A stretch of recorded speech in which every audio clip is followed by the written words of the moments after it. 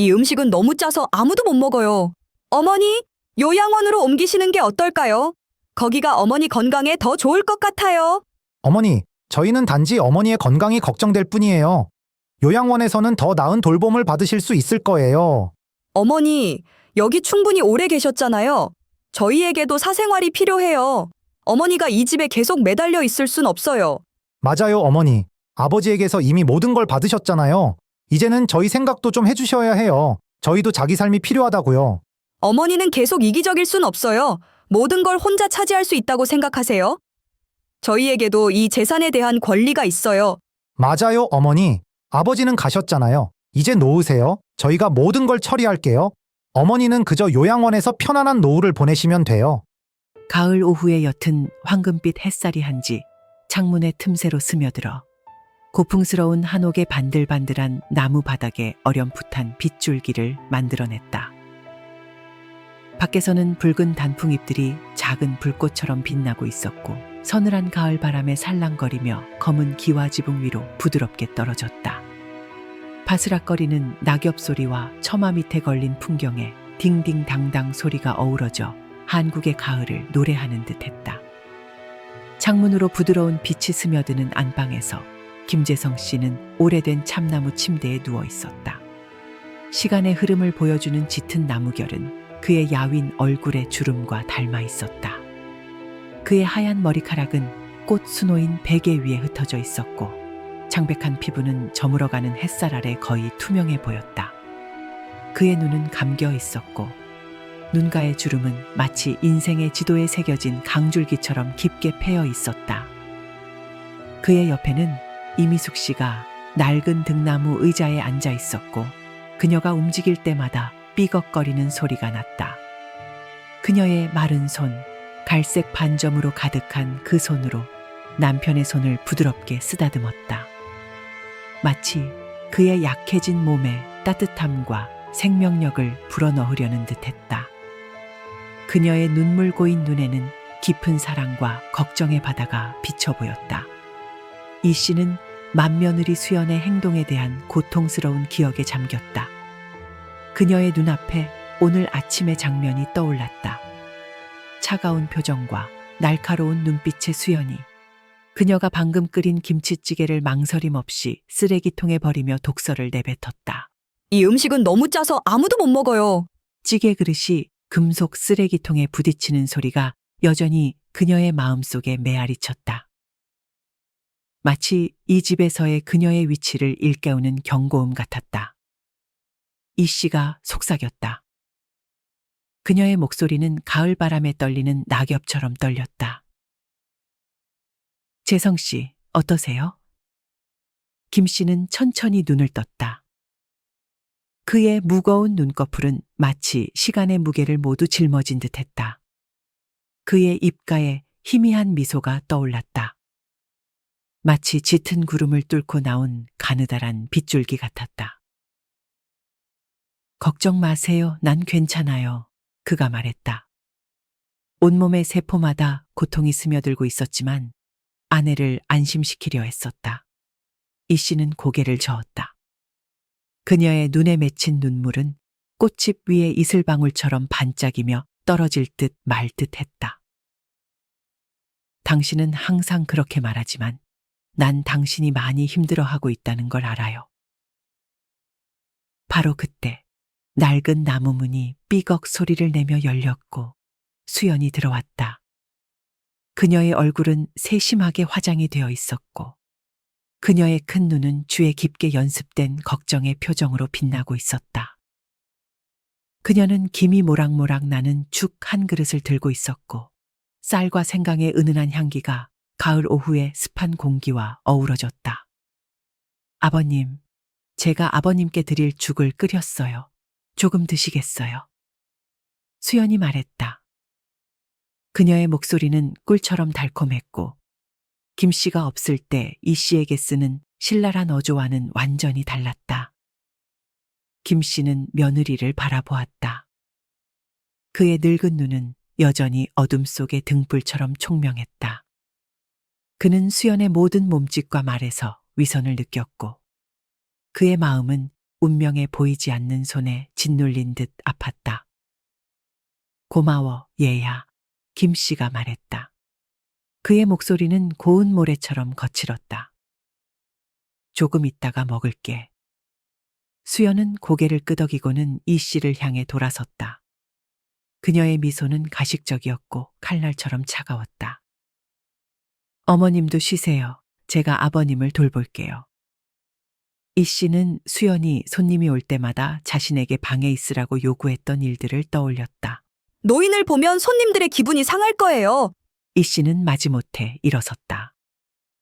그녀의 발걸음은 온 세상의 무게를 짊어진 듯 무거웠다. 그녀는 천천히 방을 나섰고 한 걸음 한 걸음이 마치 작별 인사 같았다. 그녀의 마음은 남편의 건강뿐만 아니라 남편이 떠난 후 이 집에서의 불확실한 미래에 대한 근심으로 가득 찼다. 김 씨는 눈을 감았다. 그의 숨소리는 가냘픈 실처럼 약했다. 그의 마음속에서 가족의 삶에 대한 기억들이 무선경화처럼 스쳐 지나갔다. 그는 수연의 비난을 받을 때마다 보이던 이 씨의 아픈 눈빛을 떠올렸고 수연이 일부러 이 씨가 만든 음식을 비난하던 긴장된 가족 식사 시간들을 기억했다. 가족 모임에서 혼자 방구석에 서 있던 이 씨의 모습, 자신의 집에서 외롭게 서 있던 그 모습이 그의 늙은 가슴을 조여왔다. 여전히 침대 옆에 앉아 있던 수연은 휴대폰을 만지기 시작했다. 그녀의 가는 손가락이 화면 위를 재빠르게 움직였다. 휴대폰에서 나오는 푸른빛이 그녀의 얼굴에 반사되어 차갑고 무감정한 모습을 만들어냈다. 가끔 수연의 입가에 희미한 미소가 스쳐 지나갔다. 마치 무언가를 계산하고 있는 듯했다. 창밖으로 서울의 하늘이 점차 황혼의 옅은 보라색으로 물들어갔다. 멀리서 밤새의 울음소리가 들려오기 시작했고 그 소리는 옛 거리에서 들려오는 희미한 차 소리와 어우러졌다. 방 안의 공기는 더욱 무거워졌다. 마치 아직 말해지지 않은 음모와 계략으로 가득 찬 듯했다. 그날 밤 어둠이 방을 감싸고 이 씨의 규칙적인 숨소리가 옆 침대에서 들려올 때 김 씨는 천천히 눈을 떴다. 남은 힘을 모아 그는 일어나려 했고 움직일 때마다 고통으로 얼굴을 찌푸렸다. 그는 숨을 참았다. 신음소리로 깊이 잠든 아내를 깨울까 두려웠다. 그의 떨리는 손이 침대 옆 서랍을 열었다.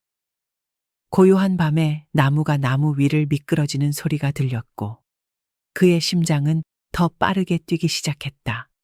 그는 흰 종이 한 장과 펜을 꺼냈다. 이 간단한 물건들이 이제 곧 내릴 결정의 무게로 무거워 보였다. 등잔에서 나오는 희미한 빛이 그의 주름진 얼굴을 비추었고 깊은 그림자를 만들어냈다. 그는 글을 쓰기 시작했다. 그의 글씨체는 떨렸지만 결의에 찬 모습이었다. 한 단어, 한 문장씩 써 내려갔고 그 안에는 지난 반세기 동안 함께한 반려자에 대한 사랑과 신뢰가 가득했다. 펜이 종이 위를 미끄러질 때 조용히 눈물이 떨어져 글자 하나하나에 스며들었다. 이 눈물은 단순한 슬픔의 눈물이 아니라 사랑하는 아내의 미래에 대한 걱정도 담고 있었다. 그는 자신의 모든 재산을 장남 대신 이 씨에게 남기기로 한 결정이 파문을 일으킬 것임을 알았지만 마음속으로는 이것이 옳은 일이라고 믿었다. 글을 다 쓴 후 김 씨는 유언장을 들어 올렸다. 그의 부드러운 눈빛이 마치 아내의 얼굴을 쓰다듬듯이 각 줄을 훑어보았다. 그는 조심스럽게 종이를 접어 책장에 있는 오래된 책 사이에 넣었다. 그 책은 그와 그의 아내가 잠 못 이루는 긴 밤에 함께 읽곤 했던 책이었다. 모든 것을 마친 김 씨는 누웠다. 지친 몸이 매트리스에 파묻혔다. 그는 옆으로 돌아 깊이 잠든 이 씨를 바라보았다. 그의 눈에는 사랑과 아쉬움이 가득했다. 그의 손이 살며시 아내의 뺨을 쓰다듬었다. 이것이 마지막이 될 수도 있다는 것을 아는 애정 어린 동작이었다. 다음 날 아침 이 씨의 도움을 받아 김 씨는 오랜 친구인 박 변호사에게 전화를 걸었다.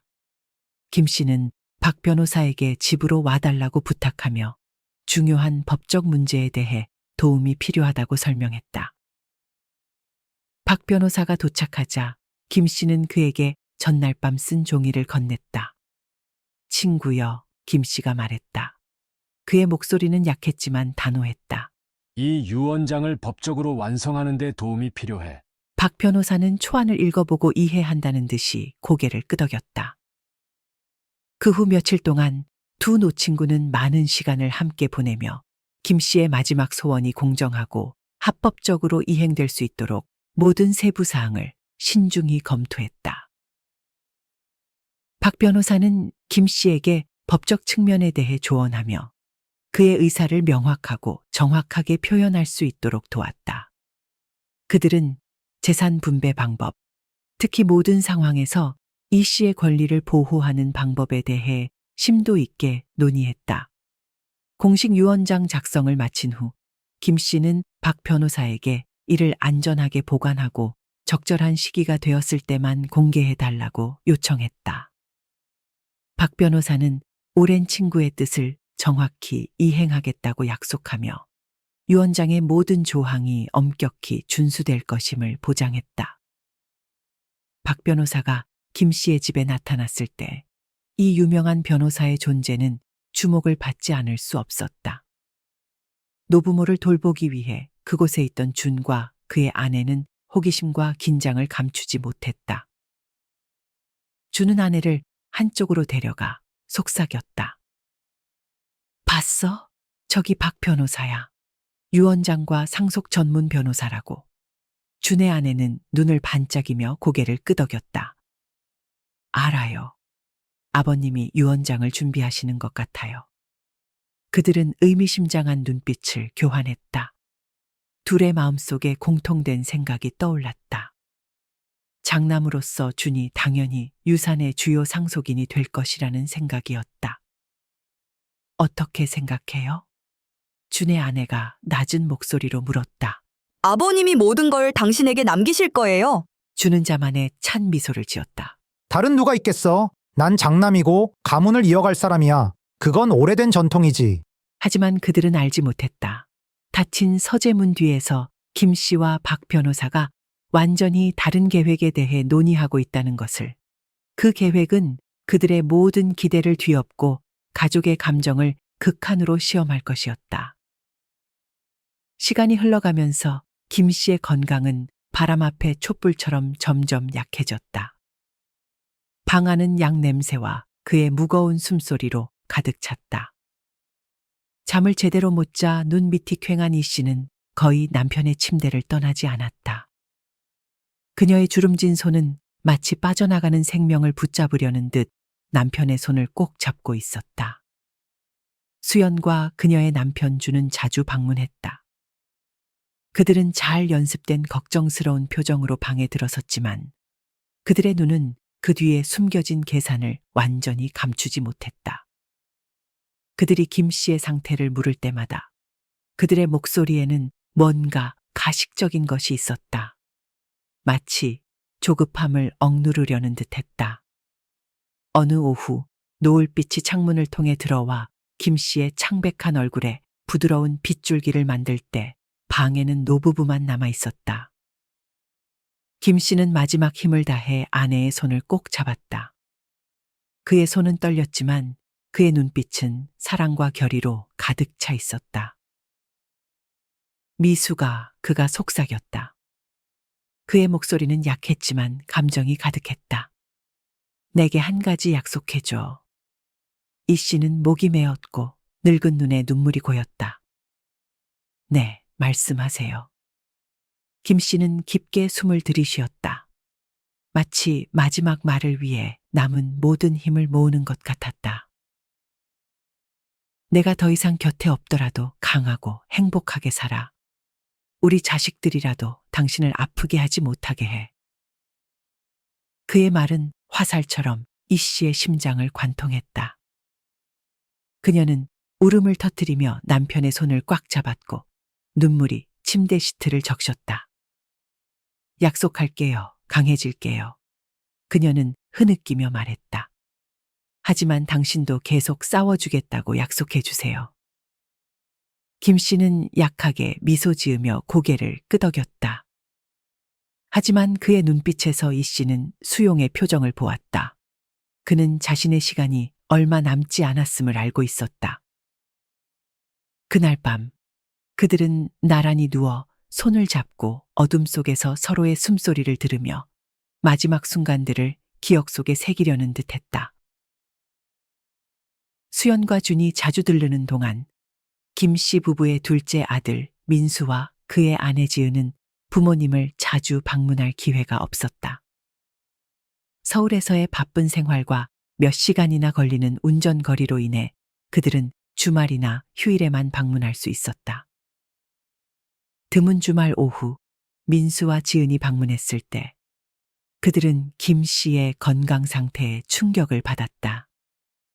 민수는 침실 문 앞에 말없이 서서 한때 강건했던 아버지가 이제는 병상에 누워 자신의 그림자 같은 모습이 된 것을 바라보았다. 아버지, 민수가 속삭였다. 그의 목소리는 흐려졌다. 지은은 남편의 어깨에 손을 얹으며 그의 안에서 퍼져가는 고통을 느꼈다. 그들은 방으로 들어갔다. 이 씨는 침대 옆에 앉아 여전히 남편의 손을 꼭 잡고 있었다. 아들과 며느리를 보자 그녀의 지친 눈이 갑자기 밝아졌다. 민수야, 지은아, 이 씨가 부드럽게 말했다. 왔구나. 민수는 아버지의 침대 옆에 무릎을 꿇고 앉아 그의 마른 손을 잡았다. 아버지, 저예요. 그가 감정을 억누르며 말했다. 김 씨는 눈을 떴고 그의 입술에 약한 미소가 떠올랐다. 민수야, 아들아. 그가 속삭였다. 지은은 뒤에 서서 무거운 마음으로 눈앞의 광경을 지켜보았다. 그녀는 이 씨를 바라보며 시어머니의 얼굴에 새로 생긴 주름들, 그녀의 눈 밑에 다크서클을 발견했다. 남편을 돌보느라 밤새 깨어 있었던 긴 밤들의 흔적이었다. 민수와 지은이 떠날 때 그들은 걱정스러운 눈빛을 교환했다. 차 안에서 민수는 갑자기 울음을 터뜨렸다. 그동안 참아왔던 눈물이 마침내 흘러내렸다. 상황이 이렇게 나쁠 줄 몰랐어요. 지은이 부드럽게 말하며 남편의 손을 잡았다. 아버님이 너무 빨리 쇠약해지셨어요. 민수는 고개를 끄덕이며 눈물을 닦았다. 그리고 어머니, 봤어? 몇 달 사이에 10년은 더 늙어 보이셨어. 지은은 한숨을 쉬었다. 두 분 다 걱정돼요. 하지만 앞으로 일어날 일들이 더 걱정돼요. 민수는 아내를 바라보며 그녀의 의도를 이해했다. 형과 누나 말이지. 그가 목소리를 낮추며 말했다. 그들이 어떻게 할 거라고 생각해? 모르겠어요. 지은이 말을 끊었다. 하지만 우리는 모든 상황에 대비해야 해요. 어떤 일이 있어도 우리는 어머니를 보호해야 해요. 그리고 추운 겨울 아침, 첫눈이 창밖에 부드럽게 내리고 있을 때 김재성 씨는 사랑하는 아내의 품에서 조용히 세상을 떠났다. 그의 얼굴은 평화로웠고 마치 편안한 잠에 빠진 것 같았다. 오래된 집에서 울음소리가 울려 퍼졌고 겨울 아침에 고요한 공기를 찢었다. 이 씨는 남편의 시신을 꽉 안고 있었고 그녀의 울음소리는 고통스럽고 진실했다. 하지만 그 울음소리 속 어딘가에는 수연과 준의 낮은 음색이 있었다. 그 소리들은 거짓과 계산된 듯한 느낌을 주었고 마치 기회를 노리는 독수리들 같았다. 한국의 풍습에 따라 3일간 진행된 장례식 동안 무거운 분위기가 고택을 감쌌다. 제단에서 피어오르는 향 냄새가 하얀 국화 향기와 어우러져 상실과 애도의 특유한 분위기를 만들어냈다.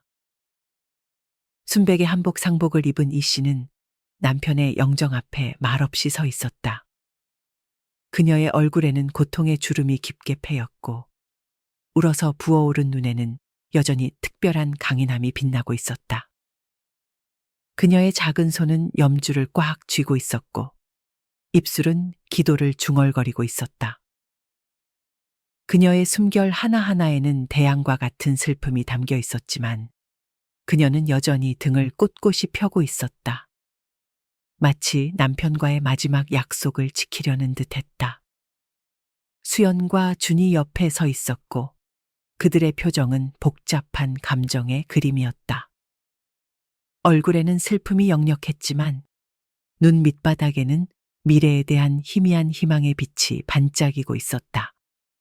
수연은 가끔 주변을 둘러보며 집안의 골동품들을 평가하는 듯했고 준은 엄숙한 표정을 유지하려 했지만 때때로 입술이 어색한 미소로 살짝 올라갔다.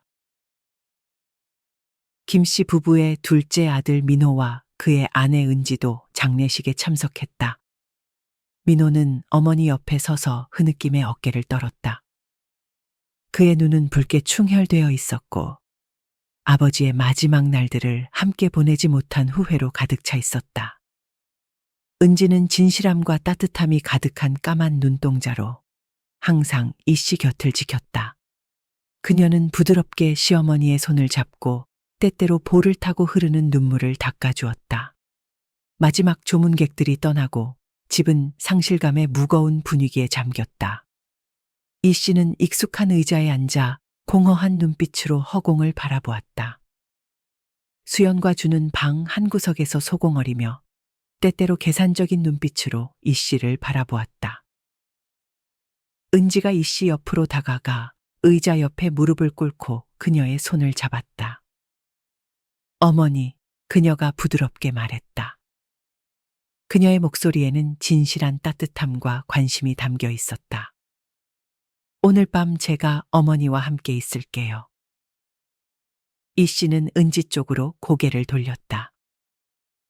그녀의 나이든 눈은 눈물로 가득 차 있었지만 따뜻한 빛을 발했다. 그녀는 말없이 고개를 끄덕였고 은지의 손을 꽉 잡았다. 마치 그 손이 그녀를 이 세상에 붙잡아주는 줄처럼.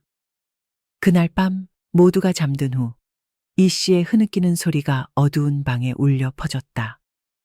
은지는 조용히 시어머니를 안아주며 그녀의 어깨에 기대어 울게 했다. 어둠 속에서 두 사람의 눈물이 하나로 섞여 두 세대의 여성 사이에 보이지 않는 유대감을 만들어냈다. 이 유대감은 앞으로 다가올 날들에 그 어느 때보다 중요해질 것이다. 장례식이 끝난 지 일주일 만에 김 씨 가족의 분위기가 눈에 띄게 변하기 시작했다. 마치 커튼이 걷힌 것처럼 수연은 더 이상 슬픈 모습을 유지하지 않았다. 대신 그녀는 이전에는 아무도 보지 못했던 자신의 진짜 본성, 어두운 면을 드러내기 시작했다. 수연의 독설은 독이 묻은 화살처럼 이 씨의 이미 산산조각난 가슴을 겨냥했다. 어머니, 나이 들었으면 헛소리 좀 그만하세요. 이 씨가 돌아가신 남편과의 추억을 언급할 때마다 그녀는 이렇게 말했다. 이 씨가 집안을 천천히 움직일 때마다 수연이 던지는 경멸의 눈빛은 나이든 여인의 자존심을 칼로 베는 것 같았다. 잔인함의 절정은 저녁 식사 때 도달했고 무자비한 요구가 용감하게 제기되었다. 수연이 말했다. 그녀의 어조는 무서울 정도로 차가웠고 무거운 침묵을 깼다. 어머니, 요양원으로 옮기시는 게 어떨까요? 거기가 어머니 건강에 더 좋을 것 같아요. 이 씨는 고개를 들었고 젓가락이 테이블 위로 떨어져 메마른 소리를 냈다. 충격과 고통이 그녀의 나이든 눈에 뚜렷이 나타났다. 마치 번개가 그녀의 영혼을 강타한 것 같았다. 너 뭐라고 했니? 그녀는 바람 앞에 나무잎처럼 떨리는 목소리로 더듬거렸다. 수연의 남편 주는 헛기침을 하며 상황을 완화하려 노력했다. 그는 아내의 어깨에 손을 얹으며 그녀의 잔인함을 억제하려는 듯했다. 그가 위장된 관심의 어조로 말했다. 어머니, 저희는 단지 어머니의 건강이 걱정될 뿐이에요. 요양원에서는 더 나은 돌봄을 받으실 수 있을 거예요. 하지만 수연은 거기서 멈추지 않았다. 그녀는 이 씨의 눈을 똑바로 쳐다보며 차갑고 날카로운 칼날 같은 눈빛으로 말했다. 어머니, 여기 충분히 오래 계셨잖아요. 저희에게도 사생활이 필요해요. 어머니가 이 집에 계속 매달려 있을 순 없어요. 맞아요, 어머니. 아버지에게서 이미 모든 걸 받으셨잖아요. 이제는 저희 생각도 좀 해주셔야 해요. 저희도 자기 삶이 필요하다고요. 수연은 계속해서 말을 이어갔고 그녀의 어조는 점점 더 날카로워졌다. 어머니는 계속 이기적일 순 없어요. 모든 걸 혼자 차지할 수 있다고 생각하세요? 저희에게도 이 재산에 대한 권리가 있어요. 주는 탐욕스러운 눈빛으로 집안을 둘러보며 말했다. 맞아요, 어머니. 아버지는 가셨잖아요. 이제 놓으세요. 저희가 모든 걸 처리할게요. 어머니는 그저 요양원에서 편안한 노후를 보내시면 돼요. 그들의 말 한마디 한마디가 이 씨의 이미 산산조각난 가슴을 찌르는 날카로운 바늘 같았다. 그녀는 그 어느 때보다도 외롭고 배신당한 느낌이 들었다. 평생을 살아온 이 집, 돌아가신 남편과의 추억이 가득한 이곳이 이제 그녀를 위한 자리가 없는 것 같았다. 한때 따뜻하고 익숙했던 가족의 분위기는 이제 무섭도록 차갑고 낯설어졌다. 이 씨는 고개를 숙이고 식은 밥그릇 위로 조용히 눈물을 흘렸다. 그녀는 자신이 온 마음을 다해 키운 자식들이 이제 그녀를 제거해야 할 짐처럼 대한다는 사실을 믿을 수 없었다. 그 순간 그녀는 그 어느 때보다도 외롭다고 느꼈다. 자신의 자식들의 탐욕과 무관심에 둘러싸여 있었다. 한편 둘째 며느리 은지는 이 씨에게 예상치 못한 위로의 원천이 되었다. 어느 날 시어머니를 방문했을 때 은지는 집안의 변화를 알아차렸다. 더 이상 즐거운 웃음소리는 없었고 무거운 침묵과 차가운 눈빛만이 남아 있었다. 그녀는 이 씨가 뒤뜰에 혼자 앉아 있는 것을 발견했다. 쌀쌀한 날씨에 그녀의 마른 어깨가 떨리고 있었고 마치 옛 추억 속에 홀로 남겨진 유령 같았다. 진실함이 가득한 까만 눈동자로 은지는 이 씨 옆에 앉아 시어머니의 손을 꼭 잡았다. 은지의 손에서 느껴지는 온기는 이 씨를 둘러싼 차가운 안개를 뚫고 들어오는 따뜻한 햇살 같았다. 어머니, 그녀가 부드럽게 말했다. 무슨 일이 있으셨어요? 왜 이렇게 슬퍼 보이세요? 눈물이 가득한 눈으로 이 씨는 은지에게 모든 일을 이야기했다. 그녀의 목소리는 떨리고 끊겼다. 마치 말 한마디 한마디가 새로운 고통을 불러일으키는 것 같았다. 둘째 며느리는 주에 깊게 들었고 시어머니에 대한 시누이와 시아주버니의 대우를 알게 되자 가슴이 아팠다. 어머니, 은지가 말했다. 그녀의 목소리는 결연하고 애정이 가득했다. 마치 깨뜨릴 수 없는 약속처럼 들렸다. 더 이상 참지 마세요. 여기는 어머니의 집이에요. 어머니께는 여기 계실 권리가 있어요. 우리가 이 문제를 해결할 방법을 찾아볼게요. 은지는 남편 민호의 도움을 받아 이 씨의 법적 권리에 대해 알아보기 시작했다. 그들은 이전에 김 씨의 유언장을 작성하는 데 도움을 준 가족 변호사와 연락을 취했다. 이 기간 동안 김 씨 가족의 고택은 무거운 분위기에 잠긴 듯했다. 마치 벽들조차 숨을 죽이고 기다리고 있는 것 같았다. 마침내 유언장 낭독 날이 왔고 말로 표현하기 힘든 긴장감이 감돌았다. 짙은 색 목재 가구와 벽에 정중하게 걸린 수묵화가 있는 전통적인 거실은 무거운 침묵에 잠겼다. 이 씨는 중앙에 앉아 있었다. 등은 똑바로 펴고 있었지만 어깨는 살짝 떨리고 있었다. 마치 세월의 무게와 슬픔을 모두 짊어진 듯했다. 그녀의 연한 회색 한복은 주름진 피부와 하얀 머리카락을 더욱 돋보이게 했고 연약하면서도 존경스러운 모습을 만들어냈다. 그녀의 눈은 피곤해 보였지만 여전히 강인함과 품위의 빛을 발하고 있었다. 그녀의 양옆에는 두 아들 부부가 앉아 있어 뚜렷한 대조를 이루었다. 수연과 주는 등을 곧게 펴고 앉아 있었고 표정은 긴장되어 있었지만 자신감을 감추지 못했다. 때때로 그들은 의미심장한 눈빛을 주고받았다.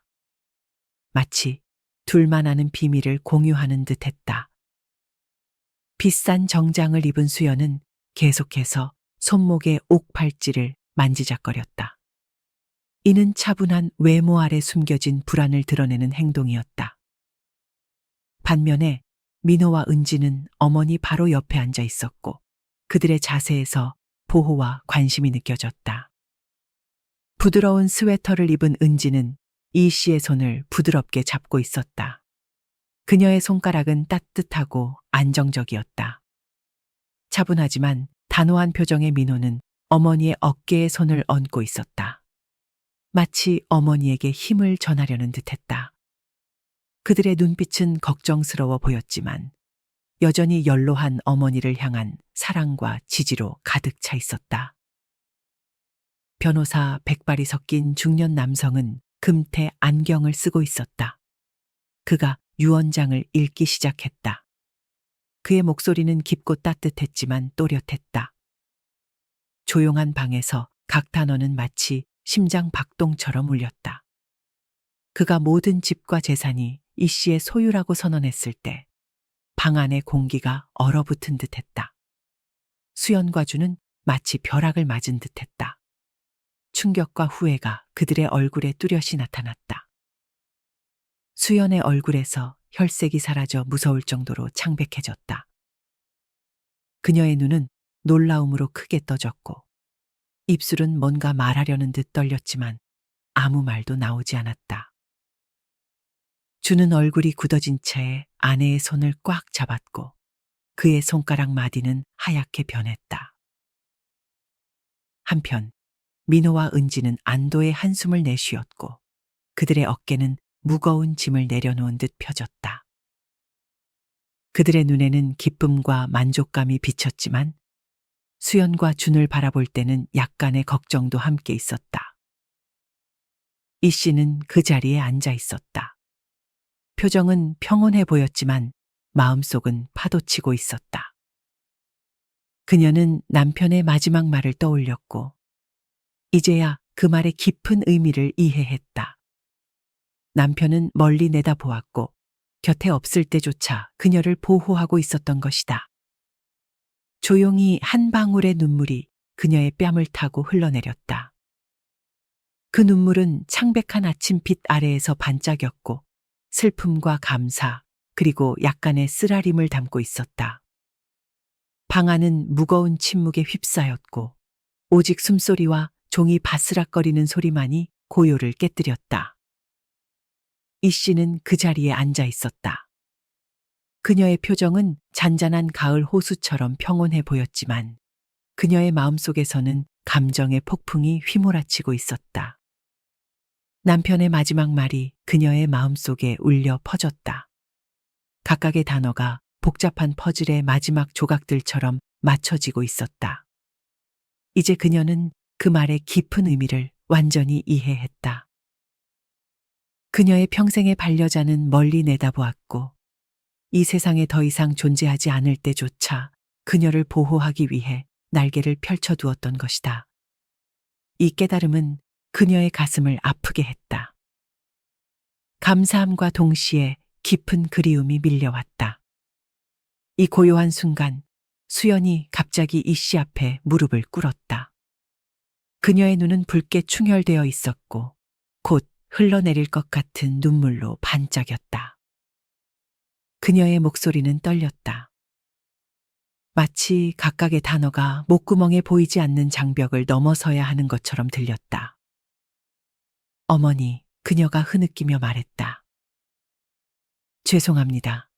제가 잘못했어요. 저희를 용서해 주세요. 각 단어는 후회와 부끄러움으로 무거워진 고백 같았다. 준도 더 이상 참지 못하고 아내 옆에 무릎을 꿇었다. 그의 눈물이 통제할 수 없이 흘러내렸고 평소에 강인해 보이던 얼굴을 적셨다. 어머니, 그가 감정에 북받쳐 쉰 목소리로 말했다. 저희가 너무 잘못했습니다. 용서해 주세요. 그의 간청에는 고통과 희미한 희망이 담겨 있었다. 이 씨는 자신의 발 아래 무릎 꿇은 두 자식을 내려다보았다. 그녀의 지친 눈에는 깊은 슬픔이 서려 있었고 숨길 수 없는 실망감도 함께 있었다. 그녀는 가족 간의 사랑과 존중이 돈이나 재산에서 오는 것이 아니라고 믿고 희망했었다. 하지만 지금 눈앞의 광경을 보니 그녀는 자신이 너무 순진했고 환상에 너무 많은 믿음을 둔 것 같다고 느꼈다. 놀라울 정도로 침착하게 오랜 세월 삶을 경험한 사람만이 가질 수 있는 평온함으로 이 씨는 천천히 일어섰다. 그녀의 모든 움직임은 느리고 의도적이었다. 마치 다가올 각각의 결정과 말을 신중히 고려하고 있는 것 같았다. 방 안은 침묵에 휩싸였고 그 무거움은 칼로 벨 수 있을 정도였다. 모든 시선이 그녀에게 집중되었고 기다림과 걱정, 희망이 뒤섞여 있었다. 그녀는 한 사람 한 사람을 바라보았다. 그녀의 시선이 각자의 얼굴에 머물렀고 마치 그들의 가장 깊은 생각을 읽고 있는 것 같았다. 마침내 부드럽지만 단호한 목소리로 나이의 지혜와 신중이 고려된 결정의 힘이 담긴 목소리로 그녀는 선언했다. 나는 민호와 은지와 함께 살기로 했다. 그녀는 잠시 멈추어 이 말이 모든 사람의 마음에 스며들게 한 뒤 계속했다. 준이와 수연아, 너희는 여기 계속 살 수 있다. 하지만 이곳은 여전히 내 집이라는 걸 명심해라. 다이봉 토이 기안 세다의 초까치콘 바이 혹벨롱 히우타오바틴 예우 투옹 기아진. 그녀의 말은 깊은 깨달음을 주는 것 같았다. 마치 각자의 영혼에 울리는 깨달음의 종소리 같았다. 수영과 주는 부끄러움에 고개를 숙였고 조용한 눈물이 반짝이는 바닥에 떨어졌다. 한편 민호와 은지는 존경과 사랑이 가득한 눈으로 어머니를 바라보았다. 마치 그들이 가장 사랑하는 여인의 놀라운 정신적 힘을 목격하고 있는 것 같았다. 그 후 며칠 동안 이 씨는 이사 준비를 했다. 평생의 추억이 담긴 그녀의 방은 점점 비워졌다. 그녀가 포장하는 각각의 물건에는 기억의 조각, 이 집에서 살았던 그녀 인생의 한 부분이 담겨 있었다. 은지는 항상 곁에 있었고 능숙하고 부드러운 손길로 시어머니의 모든 작은 일을 도왔다. 그녀는 종종 이 씨가 오래된 사진이나 기념품 앞에 조용히 서 있는 모습을 발견했다.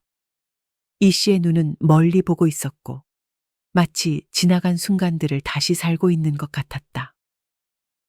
그럴 때마다 은지는 조용히 시어머니의 어깨에 손을 얹었다. 단순한 제스처였지만 그 안에는 사랑과 이해의 세계가 담겨 있었다. 수연과 주는 후회와 당황스러운 표정으로 자신들의 실수를 만회하려 노력했다.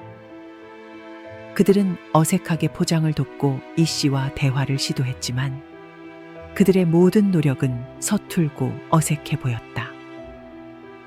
이 씨는 그들을 예의 바르게 대했지만 그들 사이에는 보이지 않는 거리가 있었다. 그 거리를 어떻게 좁혀야 할지 양쪽 다 알지 못했다. 어머니, 어느 날 수연이 떨리는 목소리로 말했다. 저 정말 죄송합니다. 어떻게 해야 잘못을 만회할 수 있을지 모르겠어요.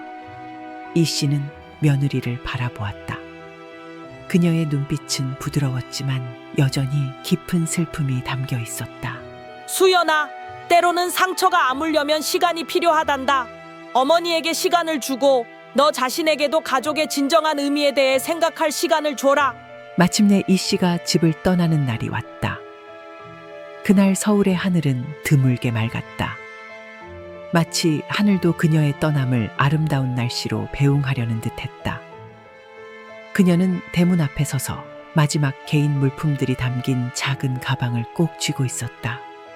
그날 오후의 햇살은 유난히 부드러워 보였고 마치 그녀의 아픈 마음을 위로하는 것 같았다.